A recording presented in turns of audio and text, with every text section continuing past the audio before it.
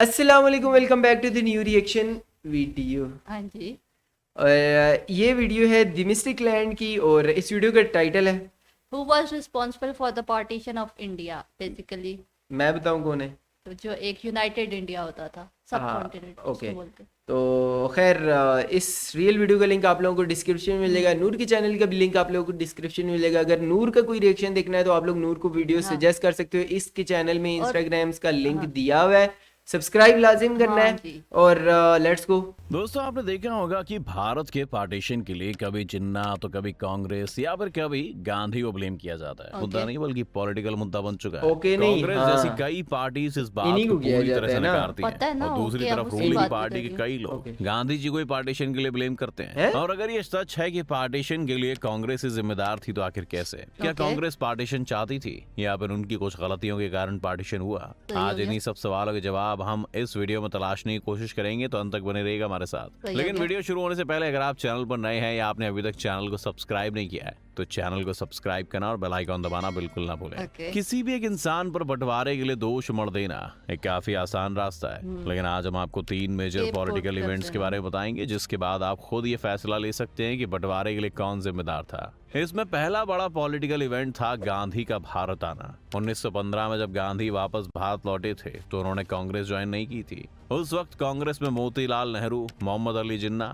Swami Shraddhanand, Annie Besant और बाल गंगाधर तिलक जैसे बड़े लीडर्स माने जाते थे। और यह तय था कि कांग्रेस की कमान आने वाले समय में जिन्ना, तिलक और फिर स्वामी श्रद्धानंद जैसे लोगों के हाथ में आएगी। गांधी के भारत लौटने के बाद ये सब बदल गया। गांधी ने अगले 2 साल पूरे भारत की यात्रा की और बिहार के चंपारण में अपना पहला सत्याग्रह किया। इस एक इवेंट के बाद अचानक से गांधी जी पूरे भारत में पॉपुलर होने लगे। इसके बाद एक इवेंट के बाद अंग्रेजों ने रॉलेट एक्ट पास कर दिया, जिसने प्रेस की आजादी को लिमिट करने का प्रयास किया, जिसके खिलाफ गांधी जी ने एक बड़ा आंदोलन लीड किया। इस समय तिलक देश से बाहर थे क्योंकि वो इंग्लैंड में अपने खिलाफ हुए केस को लड़ रहे थे। जब तक वो केस खत्म करके भारत लौटे, गांधी ने खुद को एक बड़े लीडर के रूप में एस्टेब्लिश कर लिया था। तिलक की 1920 में मौत हो गई। एनी बेसेंट और स्वामी श्रद्धानंद जैसे लोग भी अब हाशिए की तरफ चले गए थे और बचे थे जिन्ना और गांधी।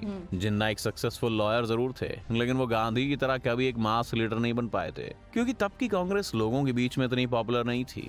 लेकिन जैसे ही गांधी जनता के साथ जुड़ने लगे तो उनका कद बढ़ने लगा और जिन्ना भी रेस से बाहर हो गए और कांग्रेस के सबसे बड़े लीडर के तौर पर गांधी जी आ गया है। इसके बाद जिन्ना ने कांग्रेस छोड़ दी। ये इवेंट इसलिए भी जरूरी है क्योंकि 1920 के जिन्ना वो जिन्ना थे जो हिंदू मुस्लिम एकता की बात करते थे। उन्हें पाकिस्तान जैसे आइडिया में कोई इंटरेस्ट नहीं था, लेकिन जब उन्होंने अचानक से गांधी को उनकी जगह लेते हुए देखा तो उन्हें कांग्रेस से जाना पड़ा। इस पहले बड़े इंसिडेंट के बाद आपको चलना होगा 1942 में। 1942 का साल हमें भारत छोड़ो आंदोलन के साल के तौर पर याद आता है, जब एक तरफ दूसरे विश्व युद्ध में ब्रिटेन हिटलर से लड़ने में बिजी था और दूसरी तरफ भारत में उनके खिलाफ कांग्रेस ने मोर्चा खोल दिया दूसरी था। जंग हमें सेकंड पढ़ाया ना? जाता है कि इस आंदोलन के कारण अंग्रेजों को भारत से जाने के लिए मजबूर होना पड़ा, लेकिन गांधी पर कई किताबें लिखने वाले रामचंद्र गुहा समेत कई इतिहासकार हैं जो आज इस इंसिडेंट को एक फेल्ड आंदोलन के तौर पर भी देखते हैं। ओके। इसकी एक वजह कितने यह है कि लोग भारत थे। छोड़ो आंदोलन के फायर। वक्त गांधी, नेहरू और पटेल समेत कई कांग्रेस के लीडर्स को जेल हो गई थी और सुभाष चंद्र बोस तो पहले से ही देश के बाहर थे। ऐसे में देश में कोई बड़ा लीडर नहीं बचा था, लेकिन जिन्ना मुस्लिम लीग के साथ अपने करियर की दूसरी इनिंग शुरू कर चुके थे। आपको बता दें कि जिन्ना को भारत की जनता ने रिजेक्ट कर दिया था। 1936 में जब गवर्नमेंट ऑफ इंडिया एक्ट के तहत भारत में प्रोविंशियल इलेक्शन हुए थे, तब कांग्रेस ने पूरे भारत में सबसे ज्यादा सीट्स जीती थी। मुस्लिम लीग की उम्मीद थी कि वो बंगाल और पंजाब में तो जरूर जीतेंगे, लेकिन वहां भी वो लोग इंडिपेंडेंट पार्टी से हार गए थे। जहां पंजाब में यूनियनिस्ट पार्टी की जीत हुई, वहीं बंगाल में कृषक प्रजा पार्टी ने उन्हें हराया। इस तरह पूरे इलेक्शन में कांग्रेस को 760 सीट मिली और मुस्लिम लीग को सिर्फ 109। इसलिए मुस्लिम लीग एक बहुत ही अच्छा, छोटी बहुत सी पार्टी छोटी थी सी और पार्टी भारत के रहेगी। मुसलमानों को भी उनसे ज्यादा उम्मीदें नहीं थी। लेकिन 1942 में जहां कांग्रेस ने भारत छोड़ो आंदोलन शुरू किया और सरकार से इस्तीफा दे दिया, वहीं मुस्लिम लीग ने अंग्रेजों का सपोर्ट किया और कांग्रेस की जमीन पर ना रहने की वजह से उन्होंने जनता के बीच भी अपना बेस मजबूत किया। इसलिए जब दूसरे विश्व युद्ध के खत्म होने के बाद कांग्रेस की लीडरशिप जेल से बाहर आई तो समीकरण बदल चुके थे और अब मुस्लिम लीग एक ज्यादा बड़ी और मजबूत पार्टी बन गई थी जो टेबल पर नेगोशिएट कर सकती थी। यहाँ तक भी ठीक था, क्योंकि अभी भी उम्मीद थी कि कांग्रेस और मुस्लिम लीग मिलकर एक सरकार बना सकते हैं और बंटवारे को रोक सकते हैं। अंग्रेजों ने जब दिसंबर 1946 में ऐलान किया कि वह भारत को छोड़ देंगे तो एक कैबिनेट कमीशन बनी, जहां पर मुस्लिम लीग और कांग्रेस दोनों ने ही बैठकर ये तय करना था कि भारत की पहली सरकार कैसी होगी, उसमें कौन शामिल होगा और किस तरह से उसे चलाया जाएगा।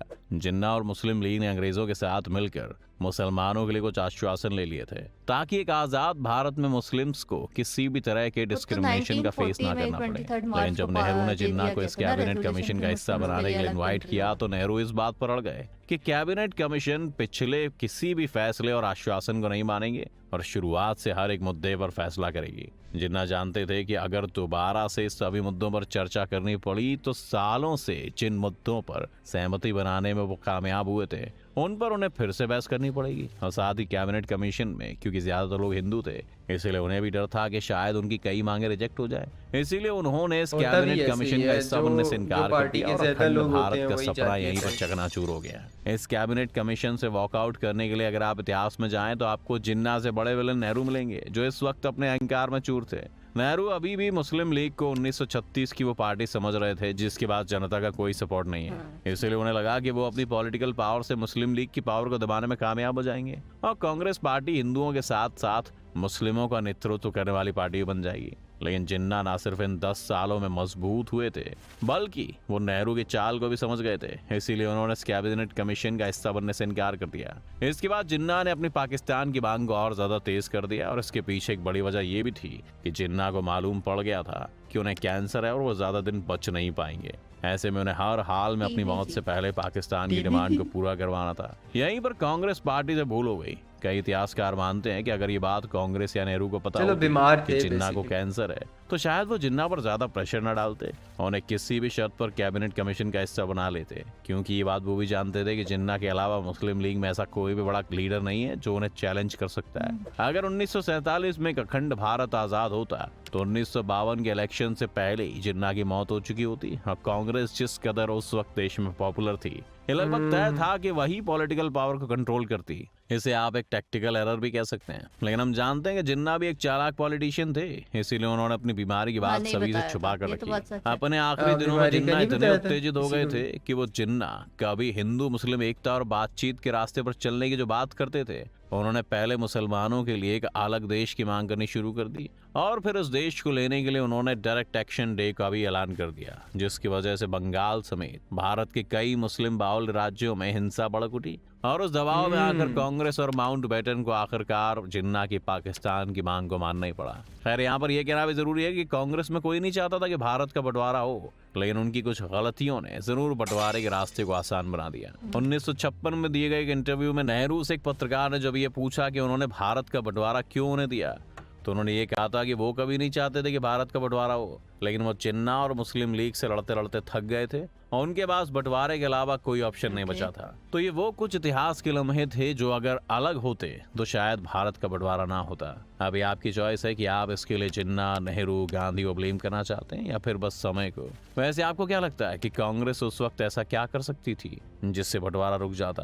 अपनी राय में कमेंट्स में जरूर बताएं। उम्मीद है कि आपको आज खैर ये तो वो चीज़ें हैं ना जो कि हो चुकी हैं और बहुत सारी ऐसी चीज़ें होंगी जो कि अब भी लोगों को हिस्ट्री में बहुत सारी लोगों को चीज़ें पता भी होती हैं। जैसे एंड में एक क्वेश्चन इसने किया है कि आप लोगों को क्या लगता है, मुझे लगता है कि कांग्रेस की कुछ ऐसी पॉलिसीज या विजन ना होते जो सिर्फ हिंदुओं को लेके उन्होंने एक बनाए हुए थे।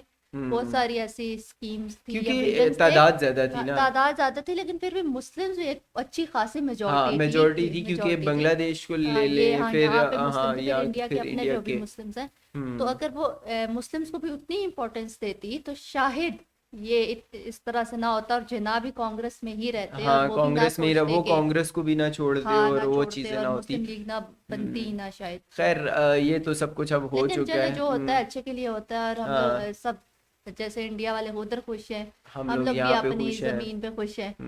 तो वीडियो एक तो हिस्ट्री पे थी तो काफ़ी इंटरेस्टिंग लगी है। अगर आप लोगों को वीडियो अच्छी लगी है और कोई नई बात इससे सीखने को मिली है तो please guys like and share and comment ज़रूर करिएगा। हम लोग मिलते हैं एक और वीडियो के साथ, तब तक के लिए अल्लाह हाफिज़, बाय बाय।